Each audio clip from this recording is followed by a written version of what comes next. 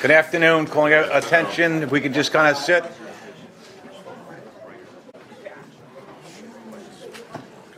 Thank you for coming. Appreciate it. Good afternoon. Calling this meeting to order.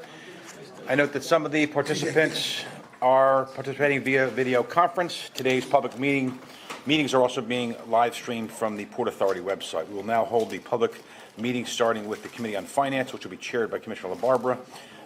Meeting on the Committee on Capital Planning, Execution, and Asset Management will follow, which will be chaired by our Vice Chair, Jeff Linford, and we will conclude with the public portion of today's meeting with the public board meeting. Let's start with the Committee on Finance. Commissioner LaBarbera. Thank you, Mr. Chairman. Thank you, Mr. Chairman. Today's meeting of the Committee on Finance is being held in public session in its entirety. At this point, I ask the Secretary to advise those present of the composition of the Committee on Finance and any commissioner recusals on the matter before the committee at today's meeting. The Committee on Finance is composed of Commissioner LaBarbera, the committee chair, Commissioner McCabe, the committee vice chair, Commissioner Cedeno, Fine, and Kelly. All committee members are present. In addition to the committee members, Chairman O'Toole, Vice Chairman Linford, Commissioners Bolwage, Dominguez, Eve, Fisher, and Helmy are also present. There is no request for action, therefore no recusal is required. Thank you very much. I now call on our Chief Financial Officer, Libby McCarthy, to present the year-end 2025 financial results. Libby? Thank you, Mr. Chairman, and good afternoon, Commissioners. And I'm going to ask you guys to advance for me since it's not working. Okay, we got it? Okay, so I'm just going to, as you said, present the audited condensed financial information. Before I get started, just two little things. I just want to thank our Comptroller, Dan McCarron, Deputy Comptroller Noemi Lopez, and their entire team in putting together these financial statements. The financial statements have been audited, and they are best understood when read in conjunction with the notes there too. Those are all part of what the information is that's been posted on the Port Authority's website. In addition, as I go through the results today, I just want you to note that we are presenting the results prepared in accordance with the Port Authority's bond resolution, which is the basis of reporting that we use to set our budget, and that is also included within the audited condensed financial statements that are prepared in accordance with generally accepted accounting principles. So overall, 2025, we had a very good year. We had solid results as compared to 2024, and also consistent with our goals as we ramp up our support for coming out of COVID for our capital spending plan and for the new capital plan that you adopted in December. The net operating revenues for the year were nearly $2.9 billion, and that is a 7.2% increase as compared to 2024. After factoring in our non-operating revenues, items that are noted here, the authority's net revenues available for debt service totaled nearly $4.3 billion, and that is a 12% increase over 2024. And that is the key metric we use to determine the capital capacity we have to support our capital plan. So all of these results position us well for being able to deliver on the 2026 to 2035 plan and deliver another transformative capital plan for the region. Now I'm going to just turn to our activity just to provide context for these results. The slide here shows the annual activity levels at our bridges and tunnels on the left and for our aviation facilities on the right. These are, of course, our two largest business lines and contribute the majority of the net operating revenues for the authority.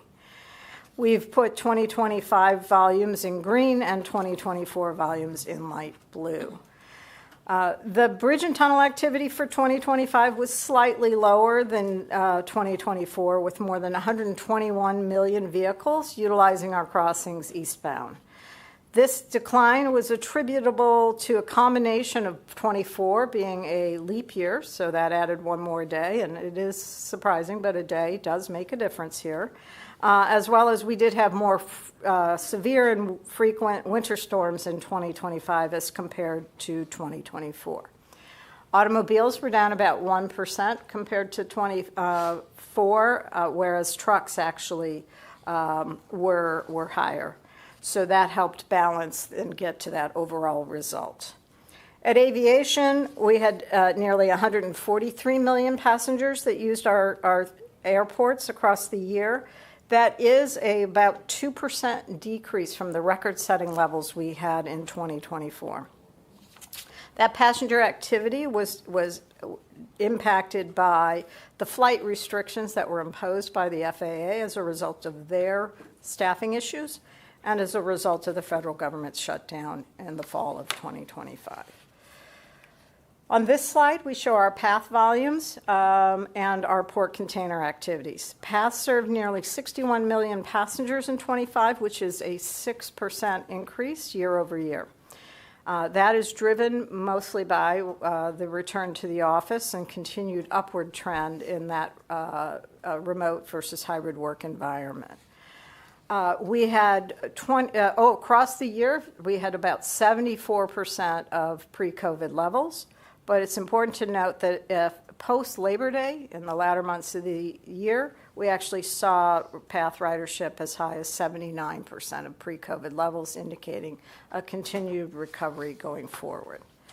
And our ports remain the busiest seaports on the East Coast, and they have consistently been amongst the top 3 container ports based on volume in 25.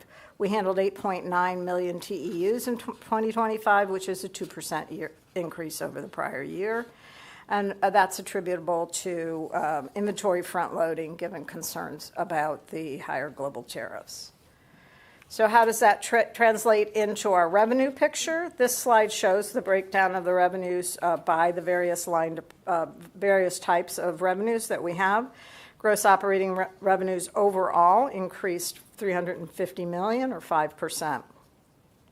Tolls and fare revenues in 25 were $150 million, or 7% higher than 24 levels. Those driven by the annual CPI rate adjustment that we have for our tolls that began in January of this year, as well as the previously approved 25-cent increase that the board approved in 2024.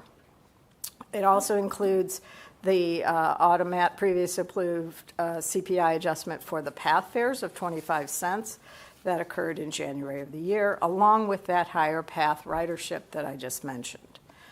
Rentals were 3% higher, and that was mostly driven by scheduled rent escalations at our aviation and marine port facilities, as well as very strong results at JFK Terminal 4 as a result, and participatory rents at our marine terminals as a result of those higher activity levels at the facilities.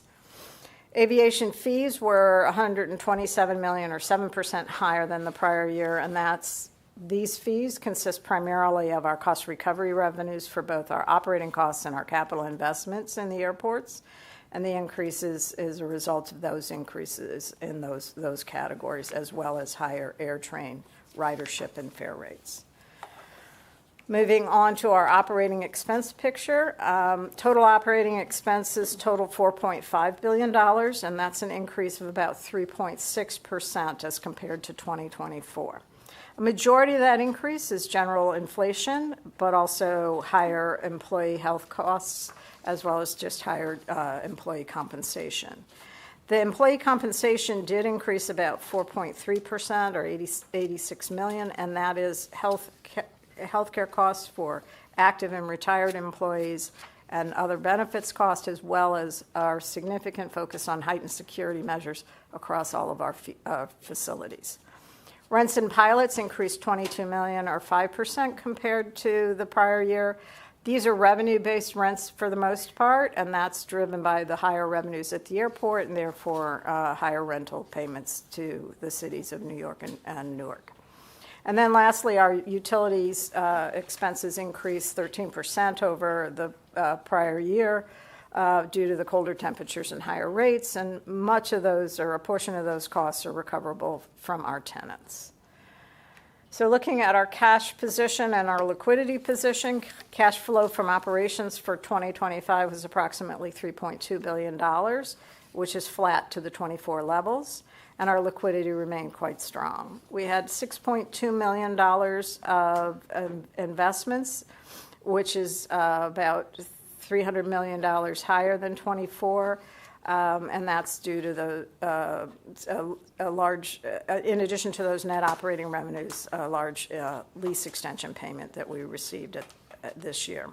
In addition to the cash and investments, we do have liquidity available of approximately $360 million to support the capital program. That consists of unspent bond proceeds currently in the capital fund, as well as available bank revolver borrowing capacity. And then finally, when excluding our general reserve fund and capital funds, cash and investments on hand represent 333 days of cash on hand. And then finally, our bonds and investments. Actually, our bonds outstanding went down this year as compared to last year by $500 million. That's a result of scheduled retirements and some refundings for savings, and that exceeded the issuance of new bonds to support the capital program. That concludes my remarks, and I'd be happy to take any questions.